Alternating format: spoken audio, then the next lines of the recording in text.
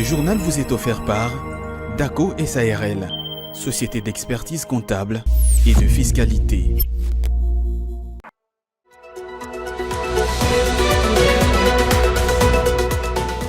Le président de la République Félix-Antoine Tshisekedi a eu un entretien ce lundi 2 septembre avec son homologue chinois Xi Jinping et leur délégation restreinte sur les sujets cruciaux parmi lesquels la coopération bilatérale et le partenariat commercial.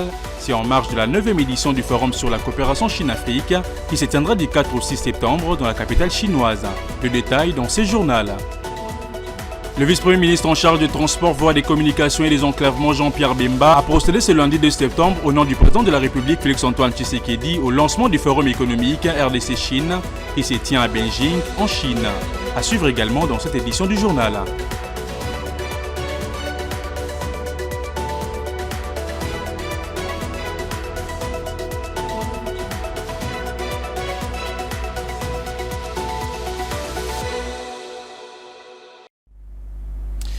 Bienvenue mesdames et messieurs dans cette grande édition du journal sur Ecofin Télévision.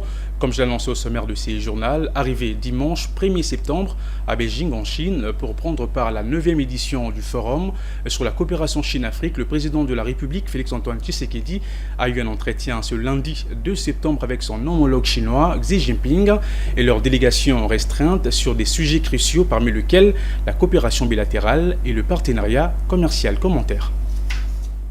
Au cours de cet entretien avec le président chinois Xi Jinping, Félix Tshisekedi a particulièrement salué l'influence de la Chine sur la levée de l'embargo en rapport avec l'achat des armes qui frappait la RDC alors qu'il est injustement agressé par le Rwanda et les terroristes du M23. Sur les plans diplomatiques, le président Tshisekedi s'est félicité de l'amitié historique entre la Chine et la RDC depuis la normalisation en 1972 de leurs relations basées sur le respect mutuel et la non-ingérence dans les affaires intérieures du partenaire.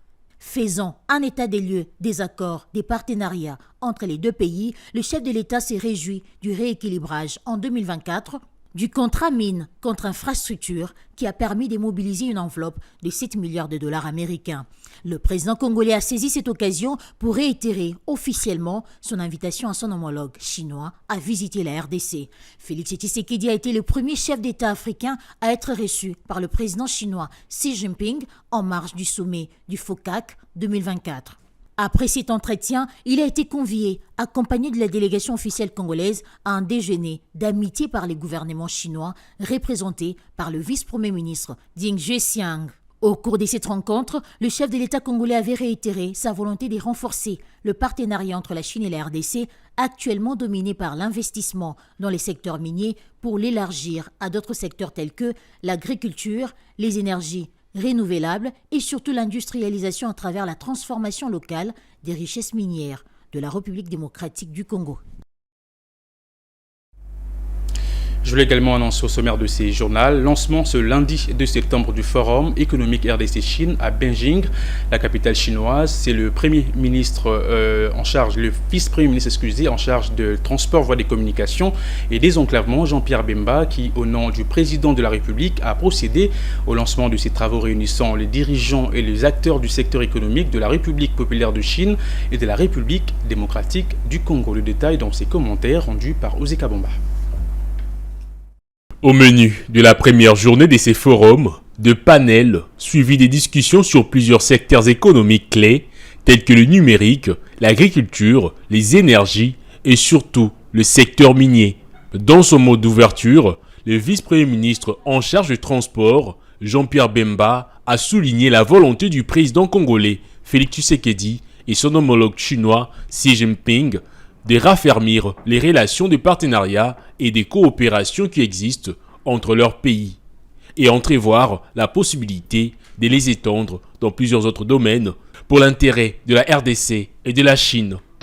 Au nom du président de la République, Félix-Antoine Tshisekedi Tshilombo, je voudrais vous dire d'abord que c'est une fierté, une réjouissance de pouvoir voir ici les hommes d'affaires, femmes d'affaires, les hommes politiques chinois de la RDC être ensemble dans ce forum aujourd'hui. La rencontre ce matin entre les deux chefs d'État à 10h du matin a permis de pouvoir s'entretenir et décider d'un véritable partenariat stratégique une coopération économique entre la Chine et la RDC. Ce que nous souhaitons, bien sûr, c'est de voir dans ce partenariat les hommes d'affaires chinois, les hommes d'affaires congolais, femmes d'affaires bien sûr aussi, pouvoir conclure ces partenariats, des échanges, des accords, des contrats à la suite de cette réunion, de ce forum. À noter qu'une forte délégation congolaise, composée de ministres, de gouverneurs et des mandataires publics, est présente à ces tout premiers forums économiques entre la République démocratique du Congo et la République populaire de Chine, qui s'est clôturera ce 3 septembre 2024. La première ministre Judith Suminwa-Tuluka est revenue lors du dernier conseil de ministres sur la nécessité de soutenir les opérateurs économiques nationaux, question de structurer les nouveaux systèmes économiques productifs nationaux. Elle a également rappelé la décision du conseil de ministres tenue le vendredi 11 août 2023 relative à l'activation du programme des promotions des produits et des services du label congolais en tant qu'instrument économique et commercial du pays. Suivez.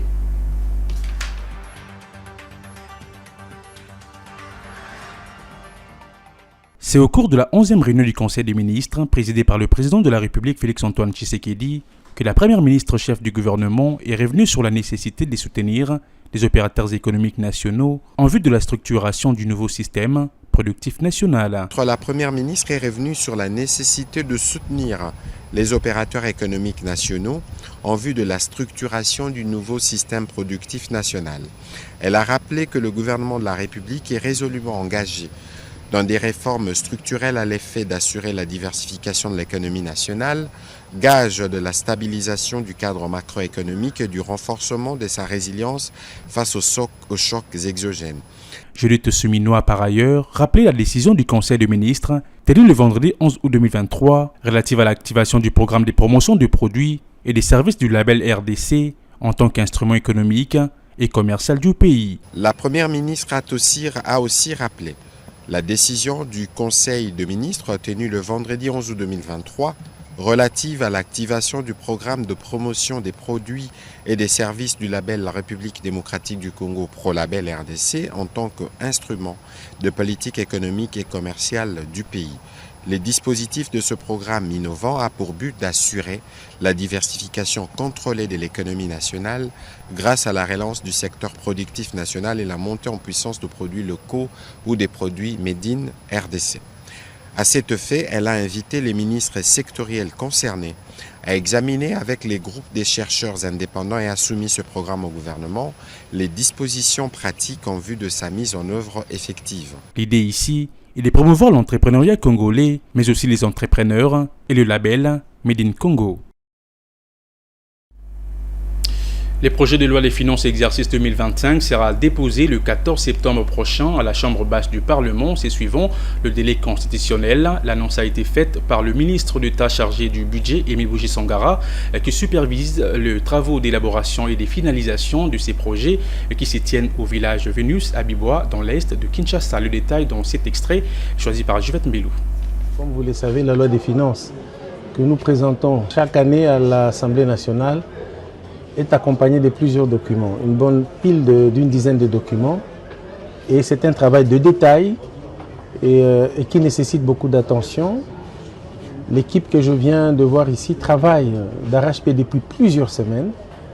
Il faut dire ici que l'élaboration du budget, c'est un exercice qui commence au début de l'année et qui se termine pratiquement à la fin de l'année avec la promulgation de la loi des finances par le chef de l'État. Mais pour cet exercice, vu le fait que l'élection a eu lieu en mois de décembre et que ce n'est que le 11 juin que nous avons pu obtenir un programme chiffré du gouvernement sur base duquel nous élaborons la loi des finances. Donc tout ce travail qui devait se faire sur 9 mois, nous devons le réaliser en 3 mois. Vous comprenez donc la pression exercée sur cette équipe et le besoin en énergie et en motivation. Mais je ne doute point, au vu de l'avancement des travaux et de ce qui a été réalisé à ce stade, je crois que je suis suffisamment rassuré. Madame la Première ministre, son Excellente Judith Suminwa, va poursuivre dans cette transition que nous avons instaurée depuis que nous sommes là en 2021 et va aussi avoir cet honneur de déposer le 14 septembre le projet de loi des finances pour l'exercice 2025 au bureau de l'Assemblée. Dans un autre chapitre, le Conseil urbain de l'Ordre de médecins a organisé sa journée déontologique de Kinshasa samedi dernier à la salle de spectacle du Palais du Peuple, placée sous le thème « Quel regard du médecin congolais face à la couverture santé universelle ?» Cette journée avait pour but d'éclairer le médecin de la capitale congolaise sur l'effectivité de la couverture santé universelle, dont le premier volet, la gratuité de la maternité, a été lancé il y a près d'une année. Ozeka Bomba, Pichundita nous en parle. C'est le ministre provincial de la Santé publique qui a donné l'ego après les discours inauguraux du président du conseil urbain de l'ordre de médecins. Tour à tour, les intervenants à ces assises ont passé au peigne fin l'historique, l'évolution ainsi que les enjeux de la couverture santé universelle en République démocratique du Congo. Elvis Boula, président du conseil urbain de l'ordre de médecins, revient ici sur le but ultime de cette 31e journée déontologique. La couverture santé universelle a été bien accueillie par nos populations et même par nous-mêmes les prestataires. Mais il se pose des problèmes dans la faisabilité, dans la pratique. Nous avons rappelé les médecins à l'ordre, nous avons rappelé les principes fondamentaux qui créent l'ordre des médecins, nous avons rappelé les principes des serments des médecins, donc 10 serments d'Hippocrate. Nous sommes revenus, nous nous sommes attelés sur le respect de la vie dès sa conception. Mais nous avons aussi répondu d'une manière ou d'une autre aux questions des médecins en posant les problèmes liés au traitement du médecin, sa rémunération. À l'issue de ces travaux, des recommandations ont été formulées à l'endroit des décideurs de l'Ordre national de médecins, du Conseil urbain de médecins, mais aussi de médecins œuvrant à Kinshasa. Aux autorités politico-administratives d'améliorer les conditions du travail des médecins. Au Conseil national de l'Ordre de médecins de repositionner la dignité de la profession médicale.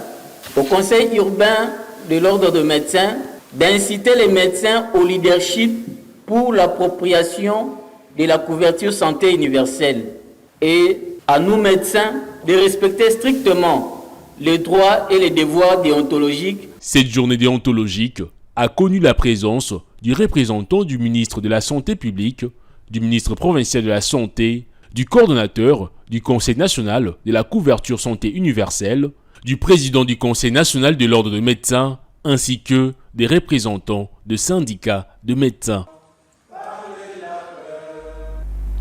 Au sortir de cette activité, quelques participants ont salué l'initiative prise par le Conseil urbain de l'Ordre de médecins en vue de garantir la réussite de la couverture santé universelle. Intervenant au cours de ces assises, le coordinateur national de la santé, de la couverture santé universelle, Mbongani Kabila, et le spécialiste en santé de la Banque mondiale, Michel Mouvoudi, sont prévenus sur la responsabilité des médecins ainsi que de la nécessité d'associer les autres secteurs afin d'assurer une réussite totale de cette réforme. Écoutez. Aujourd'hui, j'ai tenu à rappeler aux médecins de responsabilité qui est celle de se mettre aussi au travail avec nous pour que le déploiement de la couverture santé universelle soit un succès, tant en termes de comportement des médecins et autres prestataires de santé, qu'en termes d'adoption et de patience aussi, parce que c'est une réforme et que donc elle est progressive. Et c'est cela que j'ai transmis comme message ce matin à mes collègues les médecins. J'ai l'assurance en fait que la majorité des médecins se sont appropriés à la réforme. Ils ont bien sûr des inquiétudes qui sont légitimes. Donc par exemple, certaines questions ont été par rapport à la rémunération du fait de la gratuité.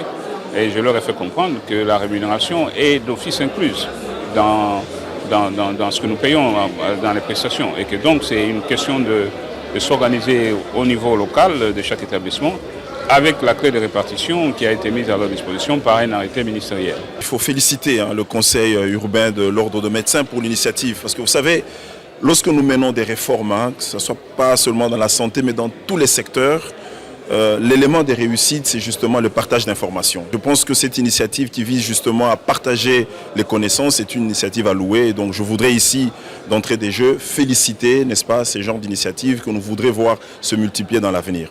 Alors, je suis intervenu pour parler de la question de capitalisation. Vous savez, la couverture sanitaire universelle, c'est une école, on apprend. Et quand vous lisez l'histoire au niveau de la santé internationale, vous allez vous rendre compte qu'il n'y a pas eu de recette et que chaque système a appris la manière dont il fallait mettre en œuvre des programmes de couverture sanitaire universelle. Et en République démocratique du Congo, comme vous avez vu, j'ai montré justement que depuis les soins de santé primaire en 1978, on a eu des expériences qui nous montrent que nous pouvons bâtir sur ça, mais aussi on a appris qu'il y a des mécanismes, qu'il y a des dynamiques qui n'ont pas marché. Aujourd'hui, si nous voulons mettre fin, nous voulons diminuer drastiquement la mortalité globale, avec focalisation sur la mortalité maternelle infantile, il faudra commencer à associer les autres secteurs. Quelle stratégie mettre en place pour réduire sensiblement le taux de chômage en République démocratique du Congo? À cette question, le marketing des réseaux, une pratique qui consiste pour une entreprise à vendre ses produits par l'intermédiaire des revendeurs particuliers, a été préconisé au cours d'une conférence tenue en fin de semaine dernière. Comme une réponse adéquate, cette stratégie commerciale développe en outre l'esprit entrepreneurial et pousse les individus à se former en réseau. Les précisions dans ces reportages signés Igor Biwaka et Djoumanana. Le sombre tableau de la situation socio-économique actuelle du pays ouvre la voie à l'adoption de nouvelles stratégies.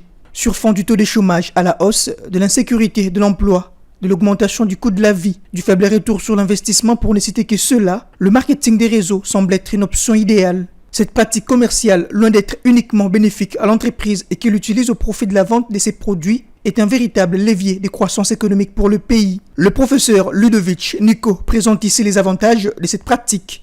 Longrich, c'est tout un système, c'est en fait une multinationale qui fonctionne aujourd'hui sous les modes MLM, donc marketing des réseaux ou marketing relationnel, et qui permet en fait à ses partenaires, ceux qui acceptent de consommer et d'utiliser ces produits, de pouvoir en même temps faire des affaires. Si on peut prendre même jusqu'à 92, disons 70 millions d'habitants, si chacun peut atteindre une certaine liberté financière, et je pense que cela peut aider, n'est-ce pas, à rehausser les niveaux de l'économie du pays. Pour l'économiste Germain Karikalembo, le développement du pays est intimement lié à son écosystème entrepreneurial. Aujourd'hui, nous sommes dans une économie qui est en pleine progression. Et l'économie, actuellement, le monde, nous basculons en plein marché de distribution directe. D'où les jeunes, il était essentiel pour nous de pouvoir leur faire comprendre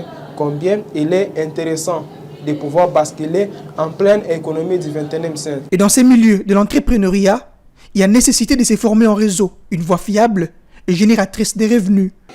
J'ai constaté que les jeunes d'aujourd'hui, quand ils partent à l'école, on ne leur éduque pas du côté entrepreneuriat.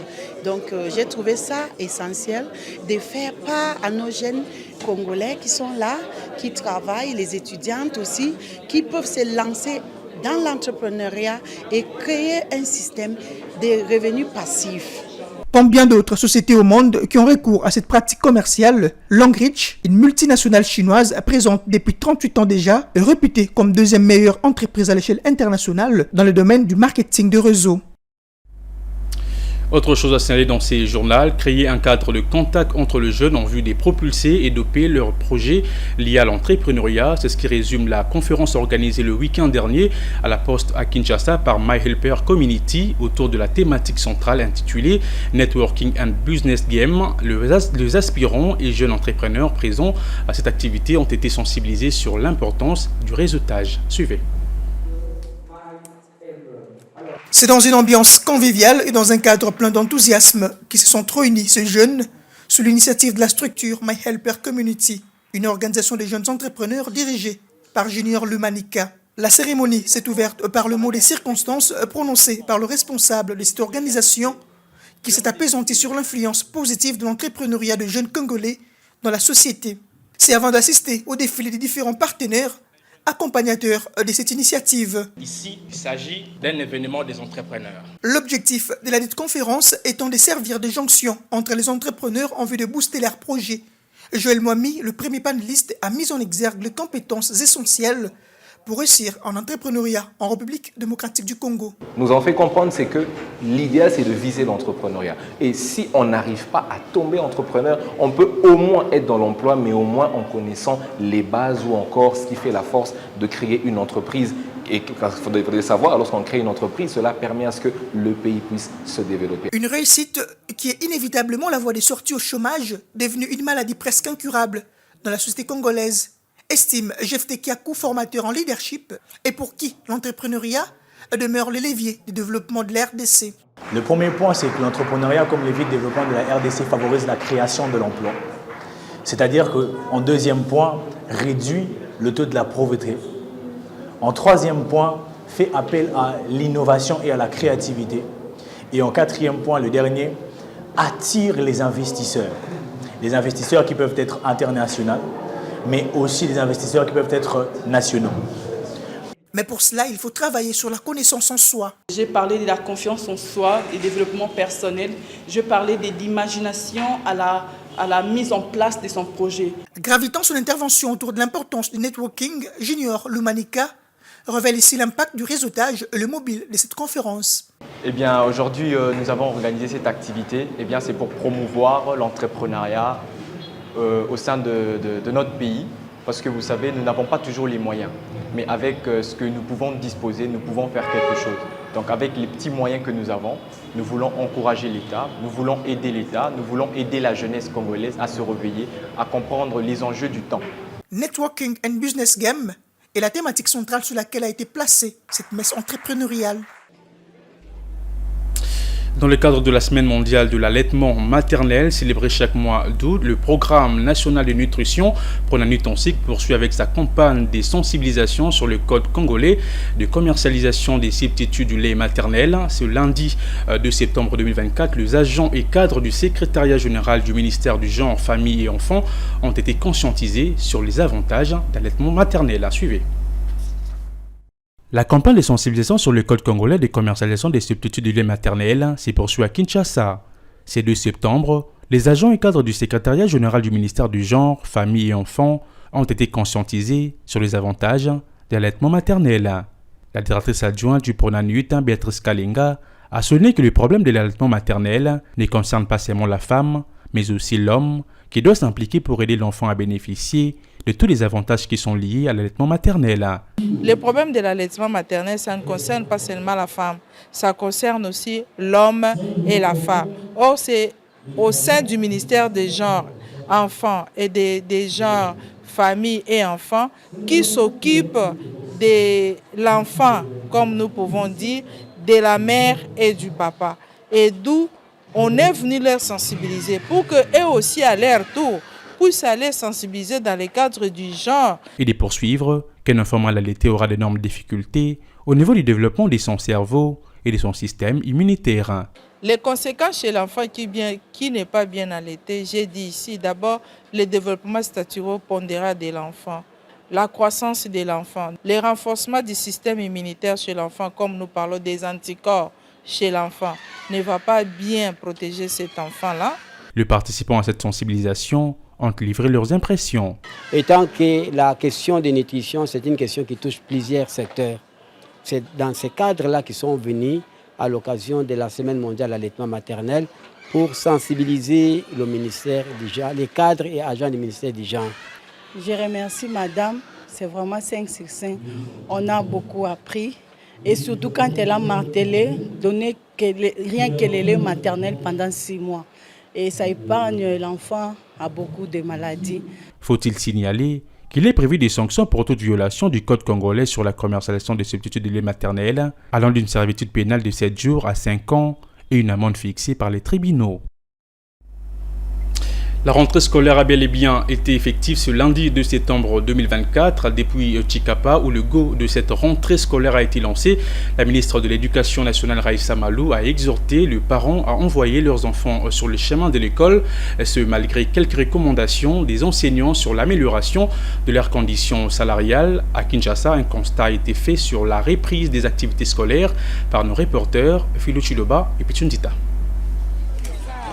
Comme prévu dans le calendrier scolaire, la rentrée a été effective ce lundi 2 septembre 2024. Ce, en dépit de la timidité révélée à ce premier jour sur base des rumeurs de son report à cause notamment de l'éventuelle grève des enseignants ou de l'épidémie de monkeypox. Contre tous ces préjugés, la ministre de l'Éducation nationale Raissa Malou a donné le go de cette nouvelle rentrée depuis Chikapa. Ici à Kinshasa, à l'école Révérend Kim, une école privée située sur 24 novembre dans la commune de Lingwala, quelques élèves ont répondu présents. La rentrée s'est bien déroulée. On a revu des amis, on a fait connaissance avec des nouveaux et nouvelles. C'est à peu près tout, hein, quelques nouveaux cours, mais ça va à la base et elle est là. On a eu par exemple OBC, opération bancaire de crédit. On a eu aussi mathématiques et comptabilité. À Mouchi, une école publique, cette fois-ci, un manque d'engouement très prononcé a été noté. Occasion pour le directeur de cette école d'appeler les parents à envoyer leurs enfants. Oui, la rentrée scolaire est effective, comme vous voyez. J'étais le matin, j'étais là déjà à 7h10, j'étais là. J'ai accueilli les enfants et les enseignants, ils étaient présentés, on était là. Et on s'est mis dans des salles de classe. Vous voyez même l'oreille qui est là. J'ai distribué aux enseignants, ils ont donné le plus important, que les enfants constatent que non. J'étais à l'école, on a déjà entamé la rentrée des classes. J'ai dit seulement aux parents, l'EPM Mouchi a déjà ouvert, le portail est ouvert, envoyez les enfants, on est là pour accueillir les enfants. Nous, étant chefs d'établissement, étant enseignants en général, nous demandons au gouvernement ce qu'on avait déjà retenu, ayons l'amour des enseignants pour régulariser quand même le peu qu'on avait retenu. Ça va nous aider aussi. Cette rentrée donne le go pour 9 mois d'activité scolaire. Place à présent à la revue de presse.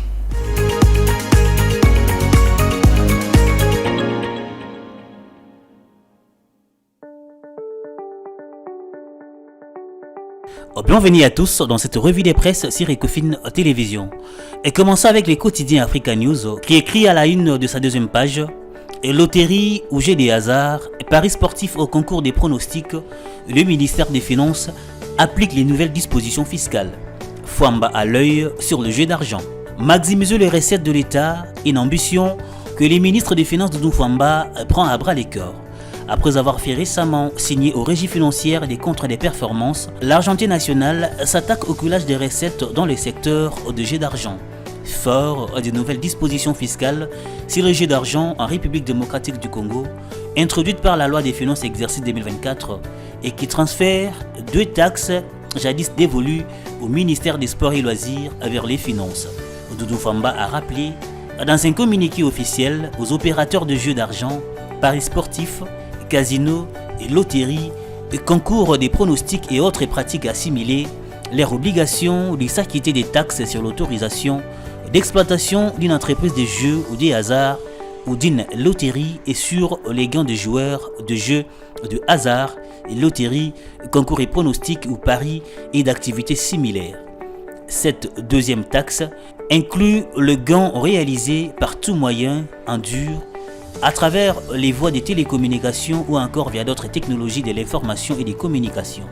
Au ministère des Finances, ces 2 taxes vont être payées moyennant une note de perception à retirer auprès de l'ordonnateur de recettes non fiscales affecté à la direction de la réglementation financière de RF.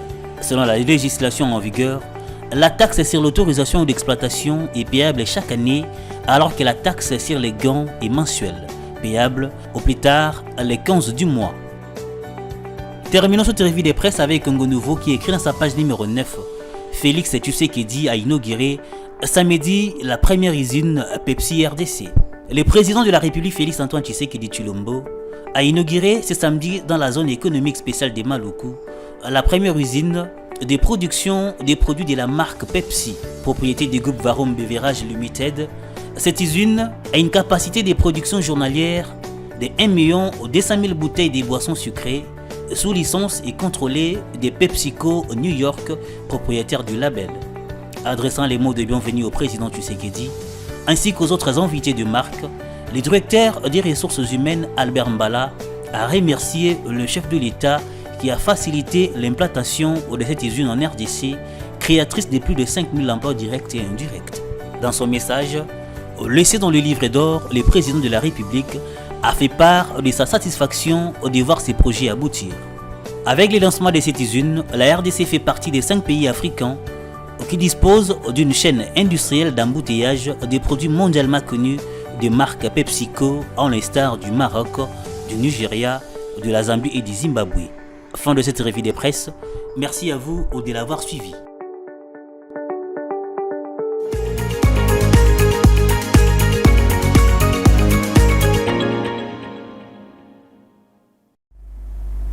Vous avez certainement compris que nous sommes arrivés à la fin de cette édition du journal, mesdames et messieurs, mais avant de nous quitter, voici le rappel de principaux titres.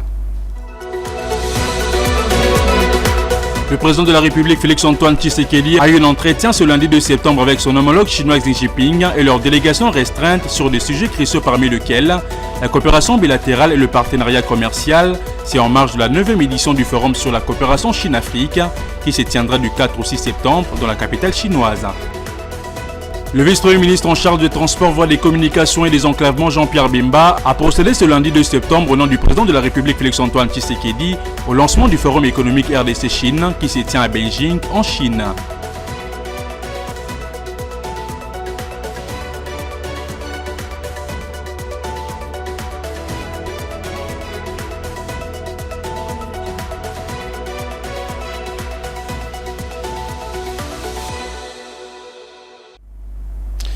Ce journal est complètement terminé, mesdames et messieurs. Merci de l'avoir suivi et bonne suite des programmes sur Ecofin Télévision. Ce journal vous a été offert par DACO SARL, société d'expertise comptable et de fiscalité.